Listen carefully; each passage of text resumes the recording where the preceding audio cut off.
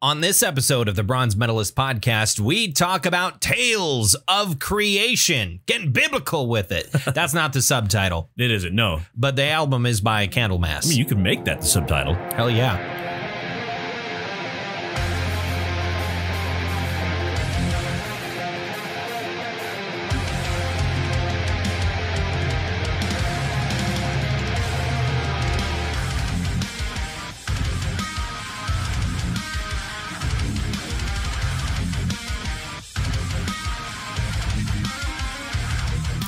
Hi, everyone. Welcome to another episode of the Bronze Medalist Podcast. I'm Kale. I'm OJ. And we're two professional broadcasters, or at least we try to be when our own equipment does not try to fuck us for no reason.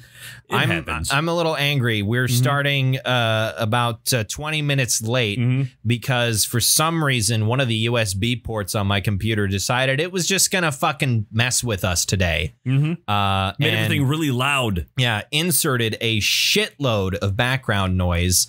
And also just like made everything so much louder than it normally is. I was so confused because I did not touch anything to do with the board. I haven't touched the board or any settings on that board for a year, which is evidenced by the dust that covers it.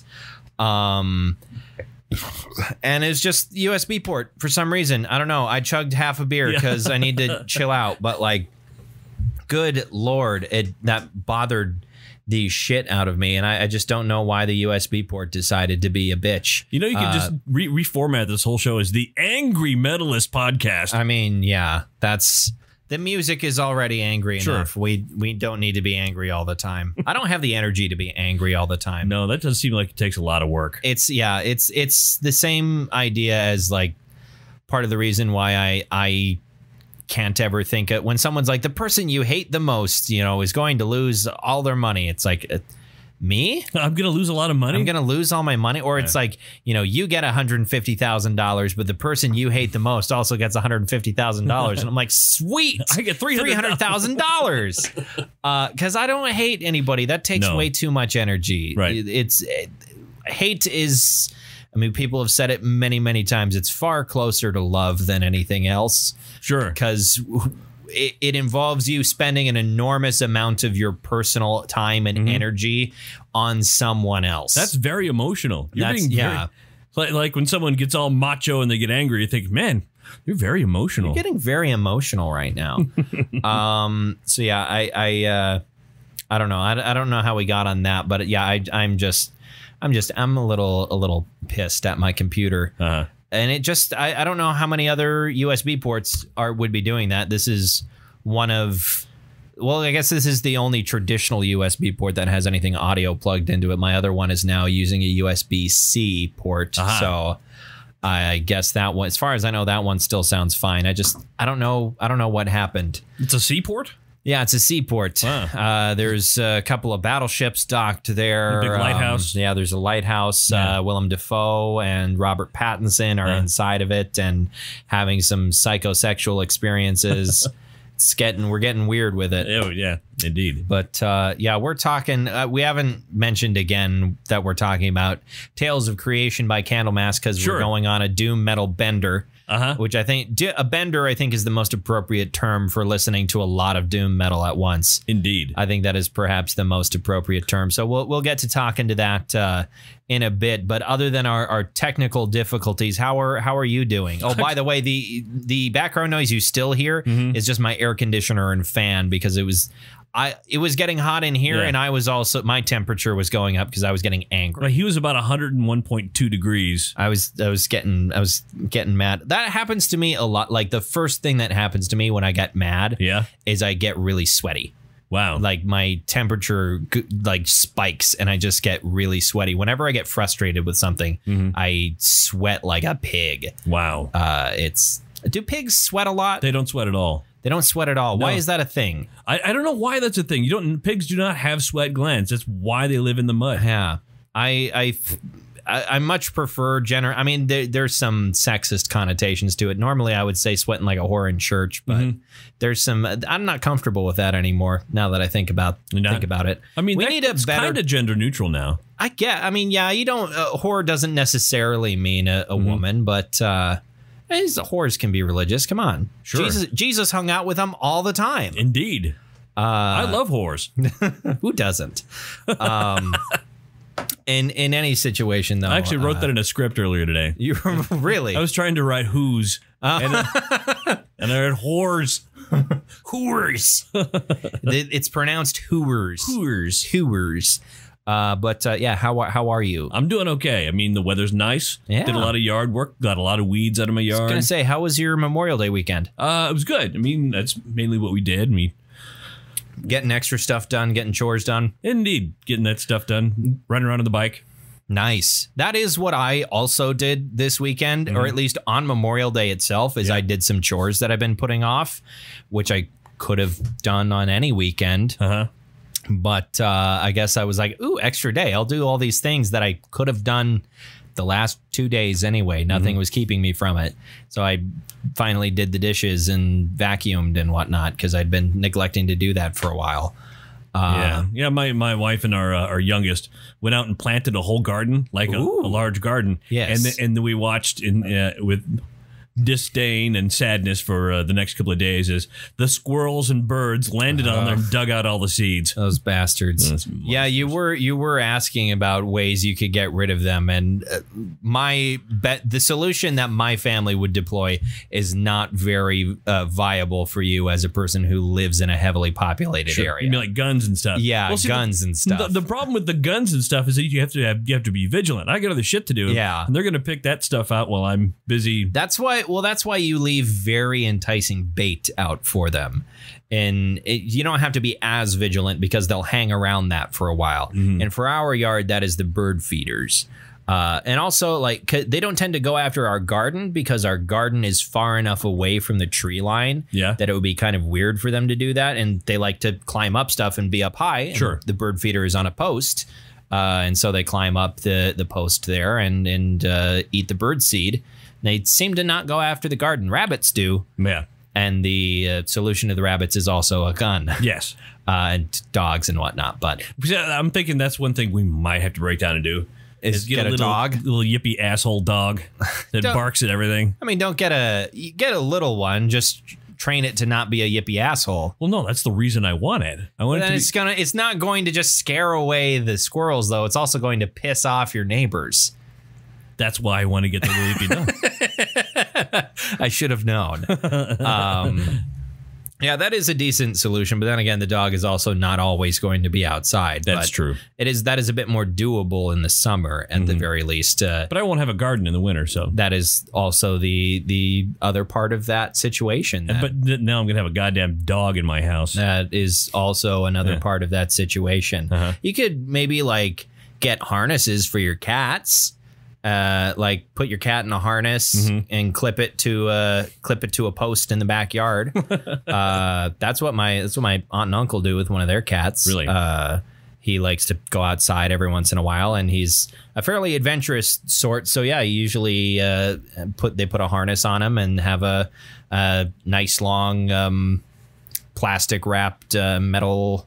It's one of those metal wire leashes thing. I get you. Yeah, a short little tether, or not a short tether. It's long enough for him to explore all the grass in the yard, but not climb up onto the fences and whatnot and get into trouble.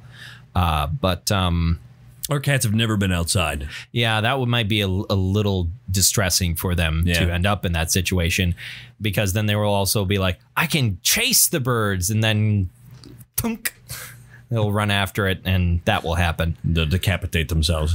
Well, if they're wearing a harness, they won't, but they will probably be a bit upset that they are being kept from their prey. Well, I was just going to use a laser collar. A laser, there you go. Or razor collar. I was going to say there's a couple. So laser collar. Explain to me a laser collar. A laser collar. It's a collar made from lasers. Okay. For a sec, I was like, I was confused as to what the fuck you were talking about. And then I was thinking like, oh, well, maybe it's one of those things where it's like the shock collar that like has you set up like posts on and it creates like a little field, or, you know, in a certain area. And when they go outside, it shocks them and maybe it uses lasers to detect that. I don't know how technology works, as evidenced by our technical difficulties for the start of this episode. So a laser collar. No, I'm just spitballing here. You remember Laser Cats? Yeah, Laser Cats, right. Laser Cats, the SNL digital shorts, the series. That was a great series of digital shorts. Very entertaining. Remarkably entertaining. Anyway, I didn't really do much with my Memorial Day weekend. You cleaned. Yeah, I cleaned. I watched a couple episodes of Band of Brothers, as is tradition. Yes. I usually sit down and try to make some time for at least a few episodes of Band of Brothers on Memorial Day, and then often watch the rest of the series over the next week or so. Right. I also watched a ton of... I caught up on What We Do in the Shadows, the TV show. Caught up to what is currently airing. What is that middle. I'm watching it on Hulu. On television, it's on FX. Okay. And because I'm watching it on Hulu, I can watch them as they come out. Kat is getting curious, and I left the spray bottle on my desk during the fiasco. So I'm going to go walk over there and get a spray bottle. I personally implemented a gift I got years ago from my sister-in-law. Actually, I got two of them. The Robo Fork.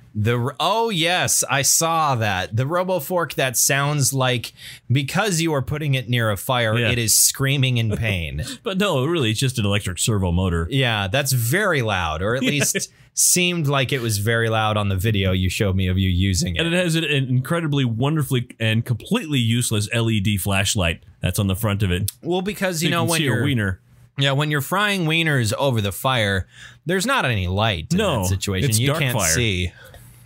I mean, if you think about it this way, the side of the wiener that is facing you is going to be dark, and it's going to be hard to see because the light is the wiener blocks the light. Yeah, the wiener blocks the. It's like when you hold a. It's like when you hold a dim light bulb in front of an extremely bright light bulb. Yes. The dim light bulb appears to be dark. It's like an eclipse. Right. I don't know why I said it that way. An eclipse? An eclipse, you know. Welcome to Eclipse. We only show clips of... We'll cut your hair over the internet. Oh yeah, well, that was the other thing. I went one direction and I could not figure it out. Couldn't figure out the bit. I'm just out of sorts. That thing that really fucked with me. You'll be okay, man. I'm gonna be angry about it for weeks. Like I don't know what to do about that USB port. I suppose I could probably plug other things into it and it'll be fine. I can plug my printer back in to that port instead, because I have now the board is plugged into. There's now another piece in the unnecessary piece in the signal chain because it's plugged into a USB expander. Because there weren't enough ports on the computer itself for all the devices I had. Technology.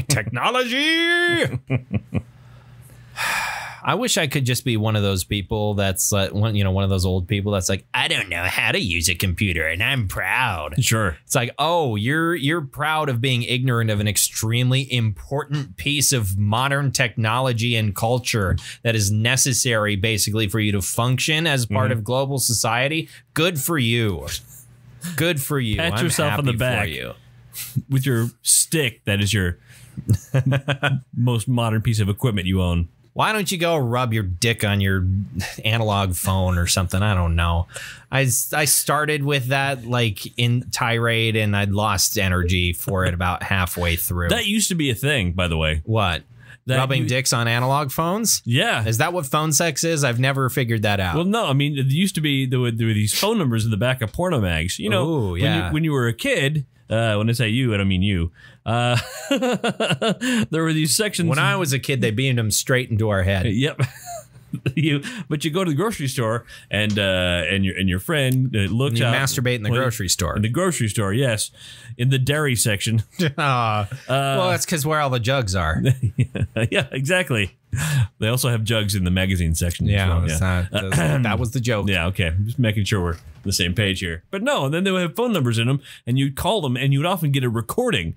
There's often a recording of girls sounding like they were having sex. Oh, why? I mean, okay, like you could listen. So I'm going to guess why that is. Yeah. You could listen to that and pretend it was the background for the fantasy you're having while looking at the pictures of the women in the magazine. Perhaps. Yeah. That's the purpose of that, possibly. Or maybe you're just a big audiophile, and not in the sense that you really appreciate and like are intellectually interested in the intricacies of audio. Like you've got a really good pair of headphones. No, sound turns you on. Listening to sounds is what gives you a boner. You have to, anytime you have sex, you have to close your eyes. Yeah, man, the reality is just good porn was hard to come by. Two. This is a very sexual episode. It is. We're coming at this with all kinds of weird energy tonight. This was back in the 1980s. Back in the 80s. Back in the time of... Didn't have internet. Back in the time of Candlemas. Yes. In the 80s. Uh-huh. I wonder if Candlemas was jerking off to sounds of women. Sounds of women. And now, sounds of women. From Time Life Books. It's just women having conversations. Yeah. I don't know. That joke went nowhere. None of these jokes are going anywhere, folks. They're staying firmly where they were planted.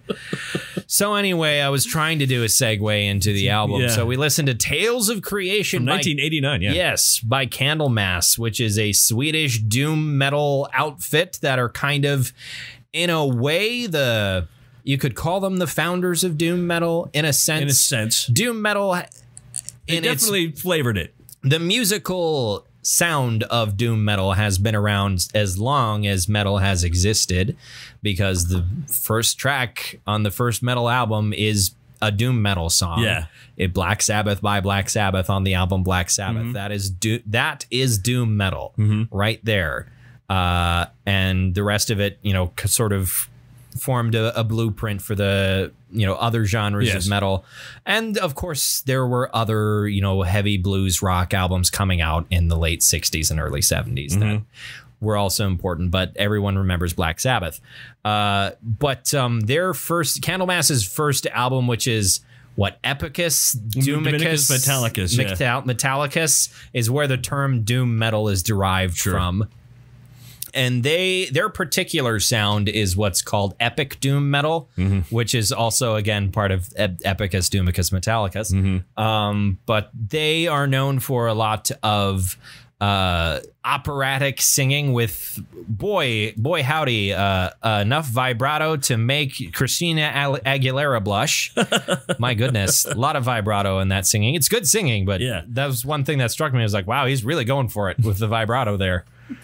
Messiah had one. He's still alive. Yeah, one hell of a voice. Messiah Marcolin. Yeah. Also, what the hell was his actual name? Well, they call him Eddie. But Eddie. Yeah. I don't know. That's an incredibly also not his first name. An incredibly un-Swedish first name is Eddie. His real name is really very Swedish, but I can't remember what it is. But they just call him Eddie or Messiah. Marcolin, professionally. But very operatic vocals from him. Then we have on lead guitar a lot of, I would say, kind of very classical influenced lead guitar. Yeah. At least on this album, and I imagine on the rest of Candlemas's discography. Lead guitar from, at least on this album, Lars Johansson. Did that ever change? Was he always lead guitarist? I feel like Leif Edelman is really the only. Leif Edling. Leif Edling, yeah. Leif Edling was the bassist on this album, but he is the lead songwriter, or at least was the lead songwriter on and the this main album. founder of the band, which is interesting. You don't see a lot of that where the bassist is the songwriter and like the main guy, right? Usually the lead songwriter anyway, almost always tends to be the lead guitarist, but.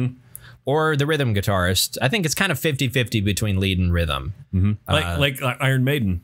Another band. Iron Maiden. A lot of stuff. Another band. Harris. Iron Maiden.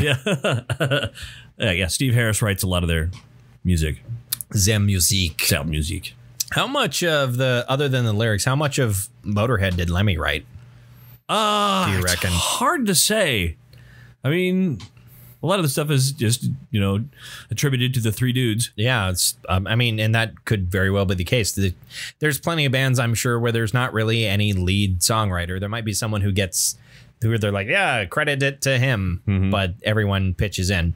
Right. Who knows? Or you could have Death, where it's just like, this is Chuck's thing. Yes, this is Chuck's thing. Nobody. You are my employees. Yes, this is my band. You are my employees. But yeah, that was lead guitarist Lars Johansson. Then we got rhythm guitar. Matt's such an by the way, incredibly Swedish name. Mats Björkman. Mats Björkman. Björkman. My God, that is maybe the most Swedish name I've ever heard. On rhythm guitar. Rhythm guitar in this album, I think, is fairly compelling. The rhythm is actually what makes this feel less like doom metal as I know it. Because there's a couple of fairly fast songs where it's like, this is just like heavy metal. This is just like it's not anything specific. The instrumental track on here very much like that. Yeah. Yes. And really, like, I was talking about it with you earlier today. It's not even really a lead throughout. Like, I mean, it is the lead, but it's not a solo throughout it. It's just the rhythm, but harmonized and up a couple steps. Yeah. I'm running Octaves. octave. I'm running out of my musical terms that I can use. But it's the same rip, just same rip. It's Rip Torn. Yes, Rip Torn. He's dead now, isn't he? Yeah. He is. Yes, he is dead. Sadly. But yeah, it's just that it's the same riff, just up. It's like Mastodon. They do that a lot. Yeah. They harmonize, a little bit up. Fun stuff. So anyway, when did Candlemass come into your life? Not too long after this was released. I got this album. Actually, it was in the day. I probably, the statute of limitations is passed, but I got this not on cassette or CD. I get this on recorded cassette. I got this on a Maxell.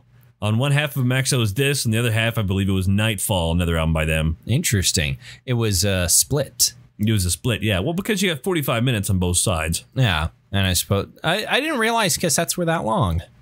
Yeah, usually 90 minutes. Nice. So if you turn your cassette over. Yeah. Or the fancy players, they just reverse. Ooh. The reverse, yeah. So explain to me how that would work. So you don't. The head moves slightly, and then the cogs turn the other direction. Okay. I don't. My millennial is showing right now. Don't worry about it. I don't know. Like, I don't know what I want to ask. There's more I want to know, but I don't know where to start. You don't know how to ask it? Yeah, I don't know how to ask it. So we're just gonna leave that on the table. That conundrum for me. We didn't finish talking about the band members. Of course, there was Leif Edling, who is the bass player and also the lead songwriter. And then we've got on drums, we've got Jan Lind. Jan Lind. Obviously from Mexico. Or Jan. Or perhaps Jan. But I think it's probably Jan. Because Sweden.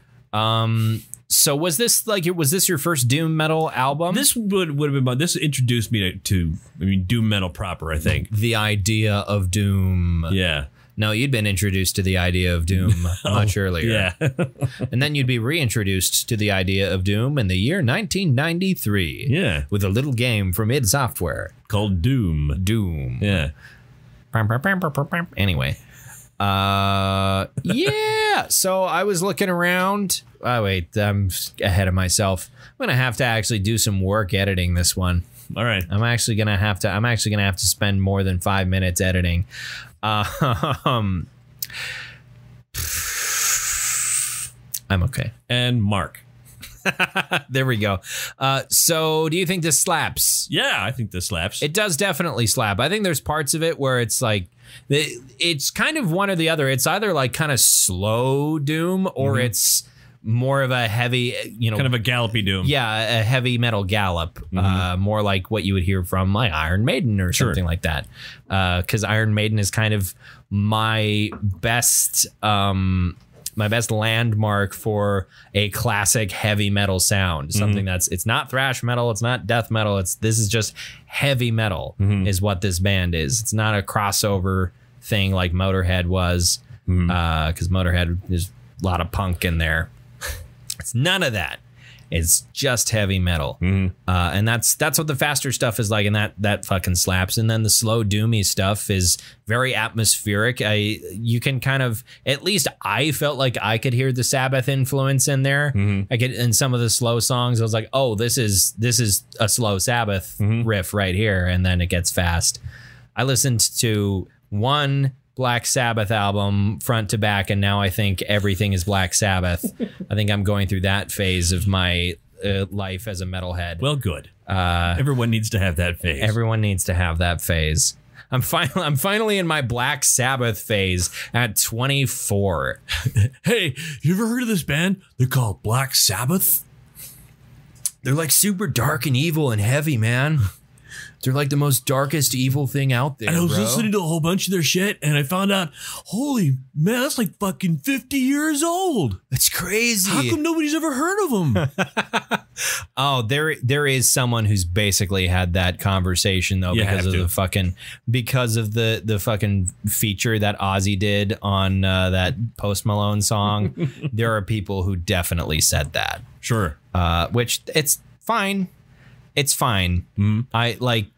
It bothers me on a level, even though I know it shouldn't. Like I am trying to be less of an asshole when it comes to my music preferences, in the sense that like when someone is at least trying to get it and trying to understand and discovering something new and they like it, I am trying not to be the guy that goes like, really, you think that's the thing? You should listen to this instead. Like, nobody likes that person. No. I don't want to be that person that nobody likes because they're a dick. You're not impressing anybody. Yeah, and you're not impressing anybody by doing that. You're just making yourself look like an asshole, and someone who might have gotten into metal is now going, wow, metalheads are a bunch of dicks. Never mind. Brittany. I'm going to go back to listening to what I was doing before. Yeah. So yeah, don't be a dick. Don't be a dick when it comes to your metal preferences. Everybody be accepting. Gates open. Come on in. Don't be a gatekeeper. The more you know. The more you know. Or is it CBS Cares? I feel like that's a CBS Cares moment. Is that a CBS Cares moment? I think that's a CBS Cares moment right there. It's just like Joe Montana walking onto the screen, just being like, "Don't be a dick." CBS Cares. That's what you've got right there. Or it's I almost said Dan Harmon, not Dan Harmon, Mark Harmon. Mark Harmon, yeah. From NCIS. Not Dan Harmon from Rick and Morty. Yeah, not that not that Dan Harmon. Not that Harmon. Harmony and melody. Yep. Nope. Anyway, okay. You expect me to be capable of performing a harmony? One of my crowd member at a Wolfpack concert. That's a kind of a deep cut. Oh, why didn't we do Wolfpack on Non-Metal March? And for Non-Metal March, I don't know. I regret that. I feel like I was going to do it and then I forgot about it. So anyway, I was looking around for the scores. There's some kind of wildly divergent scores. Yeah. Someone gave it a 50, which I don't think it deserved to be that low. But the average of 5 scores that I found came out to about 77, which is mildly lower than a lot of the albums we've been listening to in the last like 6 months. But I mean, I think it deserves about around an 80 probably. What's your favorite song on here? It's either Tears or The Edge of Heaven. The Edge of Heaven really sticks out of my head. Those were my two as well. I wrote down Edge of Heaven. I was originally writing down Tears, and because I was listening to this at work a lot, I wasn't super familiar with the songs, but like I sort of skimmed through. It was like, oh, I liked this riff, but then it skimmed through Tears, and I was like, oh yeah, this is that song. I really like this one. And then I was like, what about Edge of Heaven? Oh yeah, it's this one. Okay, this one. I like this one the most. Edge of Heaven is I think Edge of Heaven is one of the doomiest tracks on the album. It's got that riff on there. Yeah. It's so like Yeah. it sounds really evil to me. Like it's really evil and foreboding. Which And he's talking about going to heaven. I mean, yeah, this is a weird album as far as subject matter goes. Yeah, well, I mean, basically the whole story is he falls asleep and dreams he's dead and goes throughout the underworld. He goes, He has a Dante's Divine Comedy situation. Yeah, and then he wakes up under the tree where he fell asleep, and he goes on he goes on a tour of the cosmos as understood by Christian philosophers and has a grand old time. People always forget about the other parts of Divine Comedy. They always think of Inferno, but like there's other parts of it. Yeah. Maybe the only other part of Divine Comedy actually is the part where he goes to heaven, which is probably boring. What's the Purgatorio? There is Purgatory. I thought the Purgatory part was just the beginning of the Hell one, but I'd never actually read Divine Comedy. It makes sense to me though why people only remember Inferno, because that's the interesting one. Sure. Heaven's boring. This is why we listen to metal. Yeah. Hell is way interesting. Hell is way more interesting than Heaven. Heaven doesn't make good metal albums. Although, hey, this is not bad at all. No, I mean, yeah. Far as subject matter for metal albums go, Hell, I think, is definitely got the leg up. Because he goes to hell at one point in this. Yeah, so it's just, this is like, getting back to the subject matter, like this is more religious than I expected. Like if I didn't know like kind of culturally what I know about Candlemass, I would kind of almost assume this was sort of like a gospel metal album.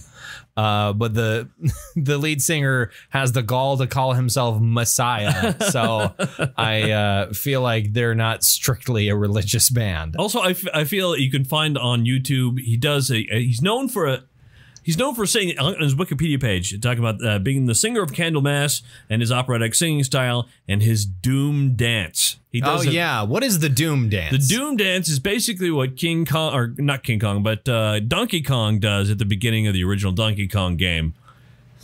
It's like this. Oh, I've seen videos of this. Yeah. I've seen videos of this. Interesting. You have shown me this of Messiah Mark Holland doing that. Now that I'm thinking of it. So interesting. He's known for the Doom dance. I wonder in his head while he's doing that, if he's not singing, he's going doom, doom, doom, doom, doom, doom, doom. Well, he's a big guy. I think his body just makes that sound naturally. He is kind of a big guy. Yeah. Has he always been a big guy? I feel like he has. And he accentuates it with the monk's robes and the big hair. Yeah, he makes himself larger. He owns it.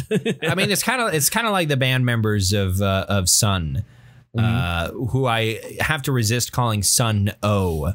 That's just a part of the artwork. That's not necessarily part of the band name, but they always wear black monk's robes and have kind of wild. If you see any parts of their faces, it's like wild frizzy hair and whatnot. We should do one of their albums at some point. It's kind of feel like it's gonna be hard to talk about them though, because there's not much meat. I mean, it's all meat, but it's meat that's been stretched very thin.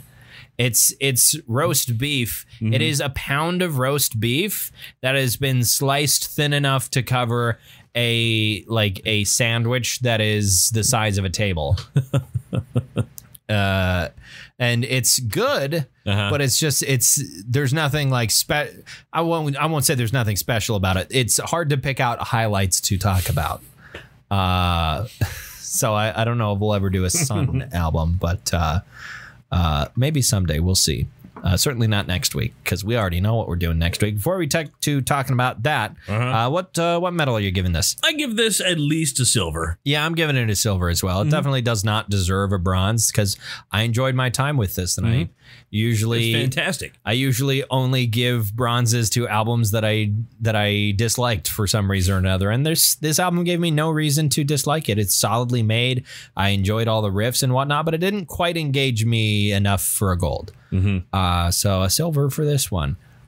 Next week, we're going to be talking about the comeback album by Sleep, known as The Sciences. Okay. Where they talk about many different parts of science, like astronomy and chemistry and being an astronaut, and also smoking a fuckload of weed. I was gonna say, are we going to switch up things next week? I don't is that the plan. If we do, we certainly won't say anything in particular about that because we know where we live. No, I also don't know anybody who would give me any of that. So no, I could probably get a card. Yeah, I have lots of conditions. It's true. You could just doctor would be like, pick one. Yeah. Can I get weed for something? Yeah, this one, this one. Which thing do you want? What do you want?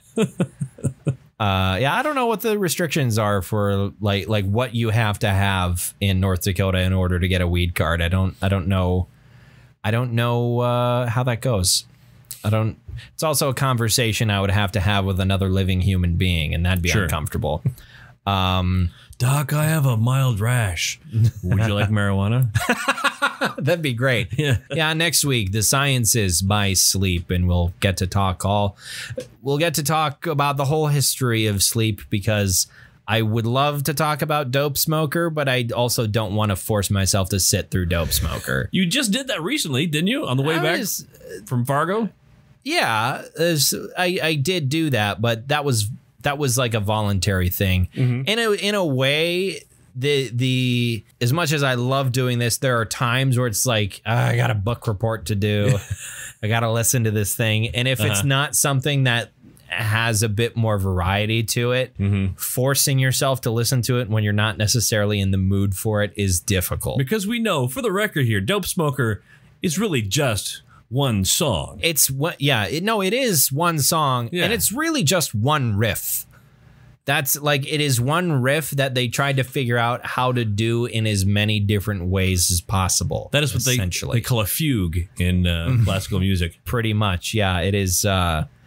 It is fun to talk about, and it is a very interesting part of the story of the band, and we'll get to that in more detail next week. So until you hear from us again, we are on Facebook and Twitter. Those are our social media pages. I'm losing the ability to move my jaw when I talk, and suddenly I become Tom Brokaw. Yeah. So we're on there for social media. We're on also your iOS device and on Libsyn. So find us how you can. You're an adult, I hope. Anyway, this has the explicit tag on it. Does it? Yeah. Why the fuck would it have that on there? I don't know. Maybe because we talked about people masturbating in a grocery store earlier this episode. Is that possibly why? Maybe don't introduce the kids to this. Yeah, maybe not. Maybe not for the young children. So thank you all very much for listening to another episode of the Bronze Medalist Podcast. I'm Kale. I'm OJ. Congratulations.